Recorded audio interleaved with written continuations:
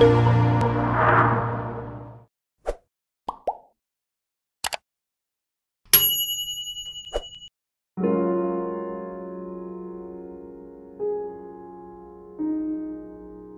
mengenal seorang teman, bicaranya tenang, wajahnya seolah tak ada tanda dosa. Terkesan polos. Ketika banyak orang memberi penilaian tentang dia, saya mengesampingkan semua pendapat. Saya yakin dia tak seperti itu.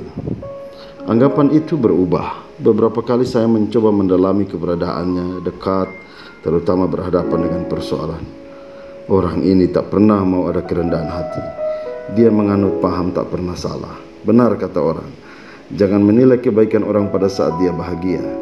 Karakter aslinya harus diuji pada saat menghadapi persoalan. Begitulah kira-kira bahaya orang yang tak pernah merasa salah. Ada istilah kesehatan yang menyebut orang seperti ini dengan sebutan behavior disorder. Orang yang sudah tidak punya rasa bersalah sama sekali. Jadi kalau dia menipu, berbohong, atau bahkan membunuh, dia enjoy dan santai saja menjalaninya. Secara intelektual orang ini adalah orang yang pintar, banyak ide, dan orang lain tidak akan sadar bahwa ia berbisa.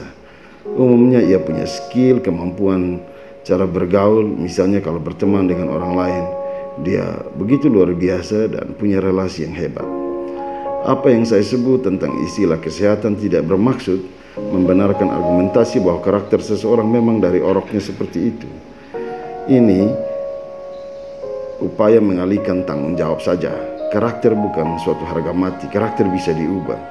Hidup kita sebagai orang beriman adalah mencari potensi dosa dan menaklukkannya. Jangan merasa tak pernah salah, lalu kata maaf menjadi begitu mahal. Tak ada yang bisa menarik surat nikahmu, kawan. Hakmu sebagai suami dan istri tidak bisa digugat oleh siapapun. Tapi karakter yang berkaitan dengan tidak pernah merasa salah, tolong jangan merugikan suami atau istrimu. Statusmu sebagai bapa dan mama, jangan pernah engkau pakai untuk merugikan anak-anakmu. Engkau bebas berelasi dengan siapa saja, tetapi selama engkau merasa tak pernah salah, selama itu pula engkau hanya mendapat senyuman dan pujian penuh kemunafikan. Jangan pikir orang lain bodoh lah. Mereka sedang menertawakanmu. Karena itu filsuf paling sinis bernama Diogenes. Dia digolongkan masuk dalam aliran sinisme yang memandang manusia dengan sinis, namun tujuannya untuk kebaikan dan kebijaksanaan. Apa inti dari sinisme Diogenes? Satu saja. Ia memandang derajat semua orang itu adalah sama, baik itu kaisar maupun masyarakat biasa. Baginya mungkin derajat mereka semua sama dengan anjing-anjing liar yang hidup bersamanya di pinggiran kota.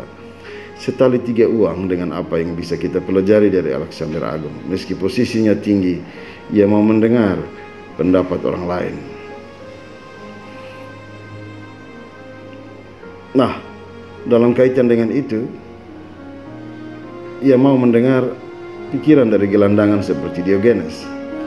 Kesetaraan itu kata yang paling penting untuk kita bisa mengubah karakter yang tak pernah merasa salah. Konsepnya begini, jika kita menemukan seseorang berbuat salah dalam cara pandang kesetaraan, kita tidak akan terjebak untuk menyudutkan orang itu, menghempaskannya begitu rupa sehingga kita kehilangan nilai kemanusiaan. Mengapa? Ini seperti natur manusia, bahwa ketika kita terlalu fokus menyalahkan orang lain, kita juga harus ingat bahwa kita punya potensi untuk melakukan yang sama. Jika engkau mengatakan bahwa orang lain adalah setan, jangan-jangan engkau adalah setan itu sendiri. Mana mungkin engkau tak pernah salah. Cara menyadarkan orang seperti ini adalah mengajaknya membaca kisah Nabi Nathan dalam cerita Alkitab. Nathan datang dan menyampaikan teguran Tuhan kepada Daud tentang kejahatannya atas keluarga Uriah saat ia mengambil Betsheba. Nathan datang dan bercerita tentang seorang kaya yang punya banyak ternak. Saat orang kaya kedatangan tamu, ia malah mengambil anak domba betina si miskin yang hanya punya satu anak domba.